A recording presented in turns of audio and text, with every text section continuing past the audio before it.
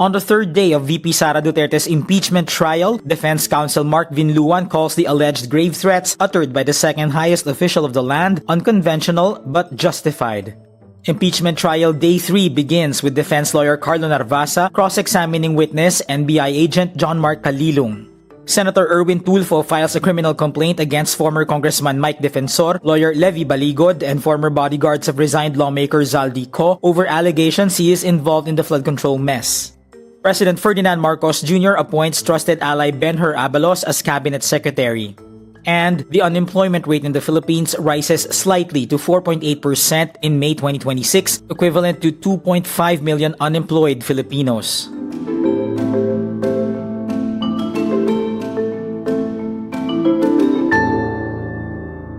In his closing statement for the third day of Vice President Sara Duterte's impeachment trial, Defense Counsel Mark Vinluan calls the alleged grave threats uttered by the second highest official of the land unconventional but justified. Rather, when VP Sara left the administration, she suffered various forms of threats and harassment for many months from the powers that be, and the culmination was her statement on that fateful early morning in November 2024. Rappler Managing Editor Miriam Grace Go disputes this framing in a Rappler panel. I want to remind our viewers that yesterday, one of the clearest messages that the prosecution was able to establish is that when Sara had that, what social media users and observers would call meltdown on video, parang dun mo na-question bigla yung fitness niya for the vice presidency. In the same panel, law professor Maria Lulu Reyes also calls the defense's cross-examination of witness NBI agent John Mark Calilung full of facepalm moments. The purpose of a cross-examination is really first to impeach a witness, whether or not the witness was lying, is biased, etc. Second purpose of cross-examination is, of course, to elicit admissions that are supportive of your defense or of your case.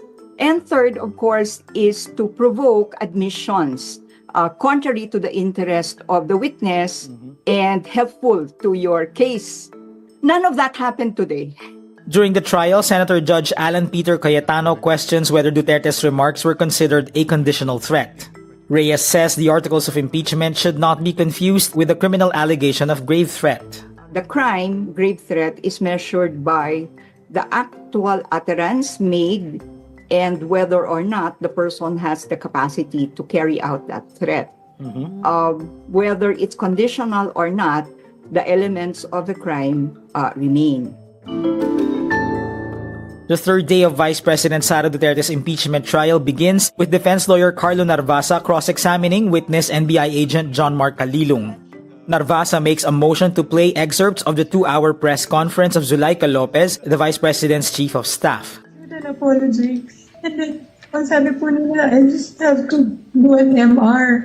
And I did an MR, but they did not rule on it. And then suddenly they have an order transferring me.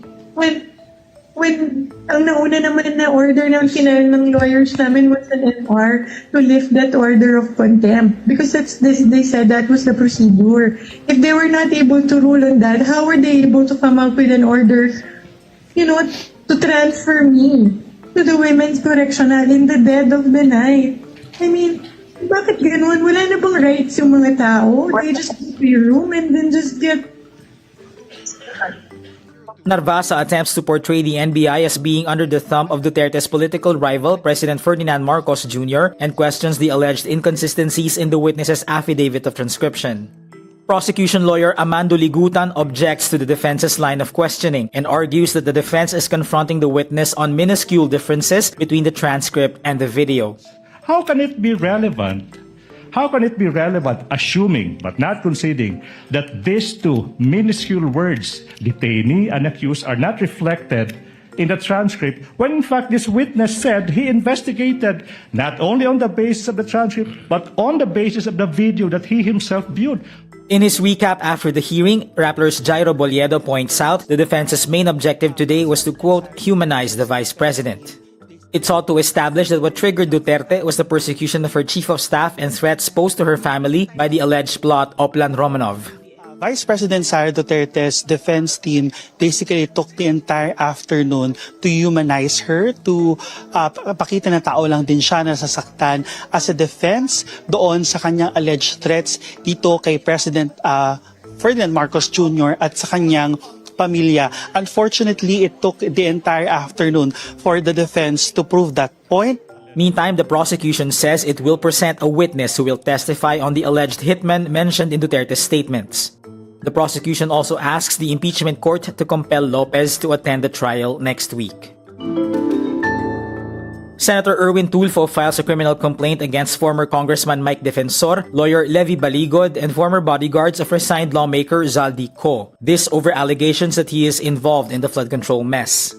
Tulfo says in his statement, the respondents made defamatory statements against him in public. He adds, allegations streamed on social media subjected him to, quote, unnecessary public contempt, ridicule, and disrepute. In June, Tulfo filed an oral defamation complaint against 3 of Co's former bodyguards for claiming he received flood control project kickbacks and was involved in sex trafficking. This time, the complaint includes 2 more former security aides, Jeron Valderrama and Bernard Gumban. The former bodyguards made the allegation during a supposed Blue Ribbon hearing led by Senator Pia Cayetano on June 4, later dubbed by Senate President Sherwin Gatchalian's majority as bogus. Senator Erwin Tulfo has chaired the Blue Ribbon Committee since June 3. President Ferdinand Marcos Jr. picks his former Interior Secretary Benhur Abalos as Cabinet Secretary. The announcement comes months after the 1-year appointment ban on defeated 2025 candidates lapsed. Talas Press Officer Undersecretary Claire Castro says Wednesday, July 8, Abalos' role is to assist Marcos by, quote, providing timely, relevant, and strategic advice on emerging national, local, and international issues affecting the political landscape. Abalos is the first secretary of the Marcos cabinet. The position was last held by Melvin Matibag under the Rodrigo Duterte administration and who now heads the National Bureau of Investigation. Abalos was Duterte's Metropolitan Manila Development Authority chairperson until he left his post in 2022 to serve as Marcos's campaign manager. He was also Marcos's campaign manager for Metro Manila during the latter's failed vice presidential bid in 2016. The Philippine Statistics Authority reports the unemployment rate rose slightly to 4.8% in May 2026. This is equivalent to 2.5 million unemployed Filipinos. The latest rate is higher than the 2.41 million recorded in April 2026 and the 2.03 million posted in May 2025. The May figure was nearly 1 percentage point higher than the 3.9% unemployment rate recorded in the same month last year. Asked whether the increase in unemployed Filipinos could be attributed to the Middle East fuel crisis, National Statistician Dennis Mapa points instead to the large year-on-year drop in agriculture and forestry jobs. Agriculture and forestry shed 905,000 jobs year-on-year, the biggest net loss among industries. Much of this came from the growing of palay, which lost 734,000 jobs, and the growing of corn, which lost 428,000 jobs.